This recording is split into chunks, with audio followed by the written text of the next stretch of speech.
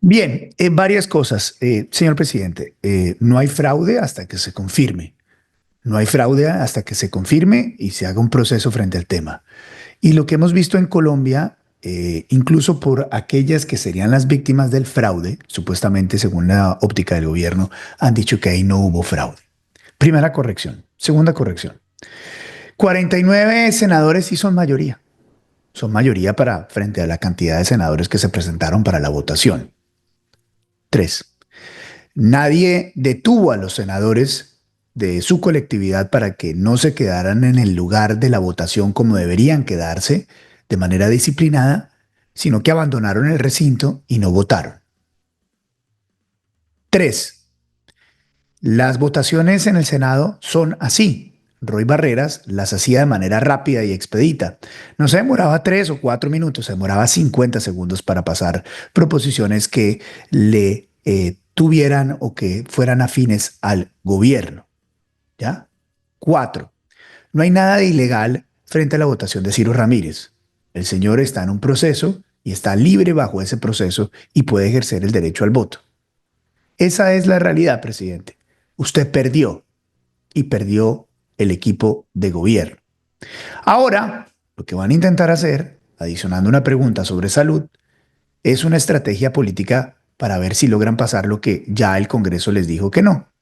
Es una jugadita, le guste o no le guste al gobierno. Esa es la realidad. Y aquí me voy a demorar 2 minutos compartiendo algo con ustedes. Todo esto que ha estado pasando me hizo volver a uno de mis libros favoritos, que se lo recomiendo, que es la llamada de la tribu de Mario Vargas Llosa.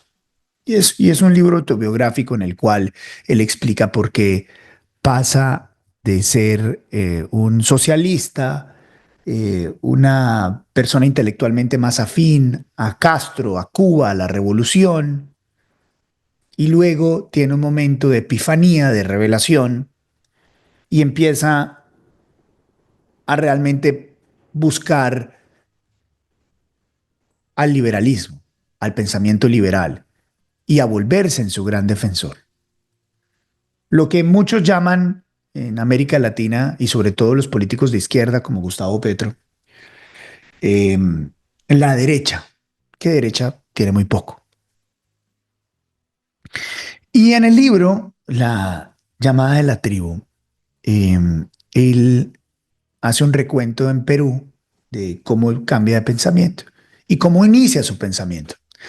Tiene una frase que dice, en mi juventud me di cuenta que Perú es un país cargado de injusticias donde una minoría de privilegiados explota abusivamente a una inmensa mayoría.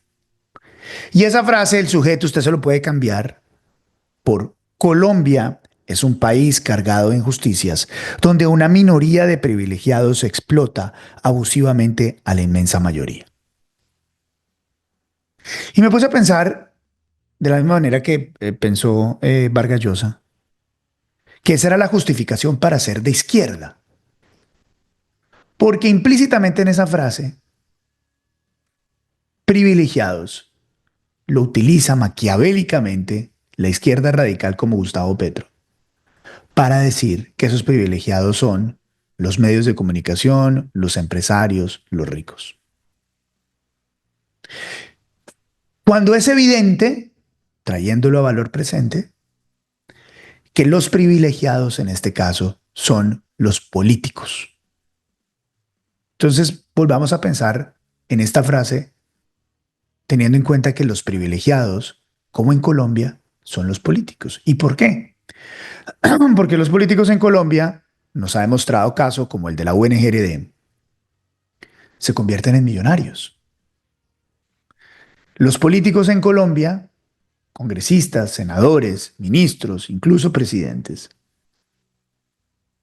se vuelven millonarios en el ejercicio de lo público, cuando sus salarios son apenas competitivos con el sector privado.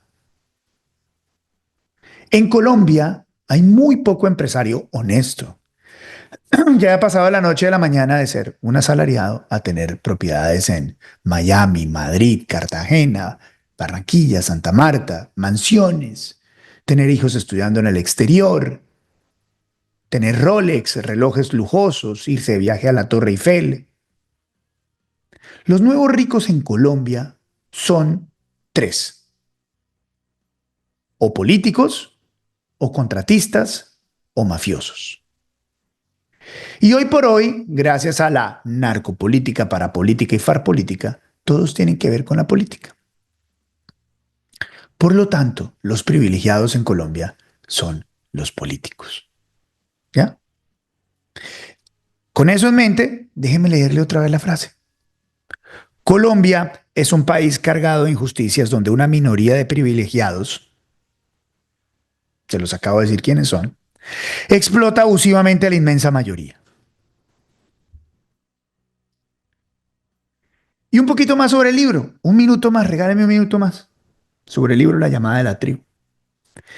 Vargas Llosa dice que él, leyendo a Albert Camus y a Sartre, comprende que la idea de la izquierda radical se rompe cuando la moral se aleja de la política y comienzan los asesinatos y el terror. Cuando empieza el abuso del sistema por parte de la izquierda y se convierte en una autocracia, borra toda su legitimidad.